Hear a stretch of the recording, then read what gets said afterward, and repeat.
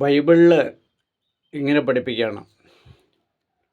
Jeremiah പ്രവാചകൻ്റെ പുസ്തകം 29-ാമത്തെ അധ്യായം അതിൻ്റെ 11 മുതലുള്ള തിരുലിഖിതങ്ങൾ ഇങ്ങനെ എഴുതി വച്ചിട്ടുണ്ട്. കർത്താവ് അരുളിച്ചെയ്യുന്നു, നിങ്ങളെക്കുറിച്ചൊരു പദ്ധതിയുണ്ട് എൻ്റെ മനസ്സിൽ. അത് നിങ്ങളുടെ നാശത്തിനുള്ള ക്ഷേമത്തിനുള്ള പദ്ധതിയാണ്. നിങ്ങൾക്ക് ശുഭകരമായ ഭാവിയും പ്രത്യാശയും നൽകുന്നൊരു പദ്ധതിയാണ്.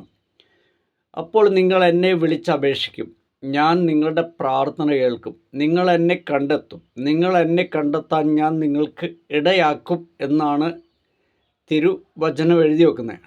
അപ്പോൾ ഇത് എല്ലാ മനുഷ്യരെക്കുറിച്ചാണ് ഇങ്ങനെ എഴുതി വച്ചേക്കുന്നത്.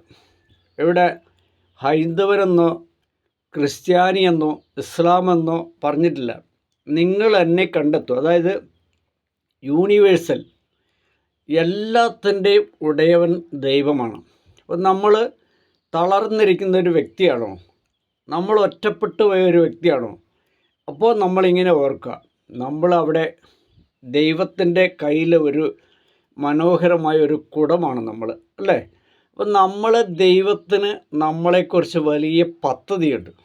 ഏതൊരു വ്യക്തി ആയിക്കോട്ടെ, നമ്മളെ അവിടുന്ന് വീണ്ടും ഒന്നുകൂടെ പുനർജനിപ്പിക്കാൻ വേണ്ടി ദൈവം നമുക്ക് ചില അനുഭവങ്ങൾ, ചില അവസ്ഥകളിൽ കൂടെ നമ്മൾ കടന്നു പോകണം. അപ്പോൾ അതാണ് ദൈവത്തിൻ്റെ പദ്ധതി എന്ന് പറയാം.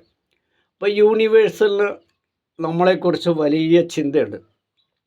ഏത് ജാതിയിൽപ്പെട്ടവനായിക്കോട്ടെ, ഏത് മതത്തിൽപ്പെട്ടവനായിക്കോട്ടെ, എങ്ങനെയുള്ള വ്യക്തി ആയിക്കോട്ടെ, നമ്മൾ ദൈവത്തോട് ചേർന്ന് പോകുമ്പം ദൈവം എന്ന് പറഞ്ഞ് ഏകമായിട്ട് വരുന്ന ഒരു സംഭവമല്ല.